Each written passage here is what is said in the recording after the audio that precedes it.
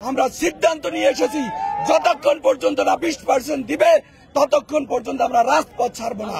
শিশুরা যেমন মাতৃকোলে সুন্দর, বন্যেরা বনে সুন্দর, আমরা শিক্ষকরা শ্রেণীকক্ষেই সুন্দর। আমাদের 20% বাড়ি ভাড়া, 1500 টাকা চিকিৎসা ভাতা আর 75% কর্মচারীদের উৎসব ভাতা, এগুলো যদি আমাদের দাবি আজকের মধ্যে না দেয় তাহলে আমরা আরো অনেক কঠোর হাটলাইনে চলে যাব অনির্দিষ্টকালের জন্য। শিক্ষকদের ন্যায্য দাবি 20% বাড়ি ভাড়া, 1500 টাকা হলো চিকিৎসা ভাতা সহ, আর 75% কর্মচারীদের উৎসব ভাতা, এরা আমাদের ন্যায্য দাবি। এই দাবি আমাদের মানতে হবে।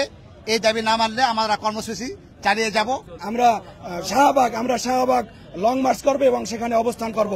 সরকারকে আমরা বলতে চাই, আমরা 24-এর অভ্যুত্থানে শিক্ষার্থীদের পাশে ছিলাম, শিক্ষার্থীরা আমাদের পাশে আছে।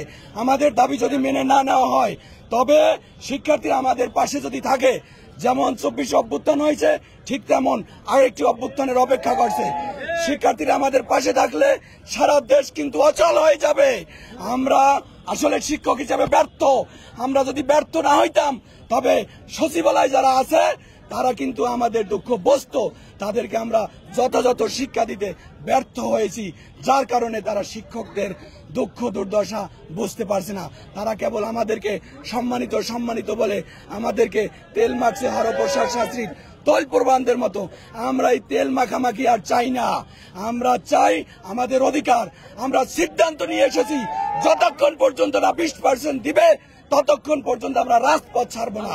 তাই সরকারকে অনুরোধ করছি, আমরা রাজপথে থাকার জন্য আসি নাই। আমাদের সিদ্ধান্ত মেনে নেক। আমরা শ্রেণীকক্ষে ফিরে যেতে চাই।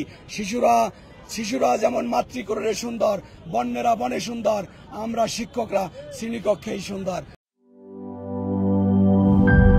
নাটা জেলি আর পানীয়র এক অসম কম্বিনেশন ড্রিঙ্কো। চিল থাকতে চান? ড্রিঙ্কো চাবান।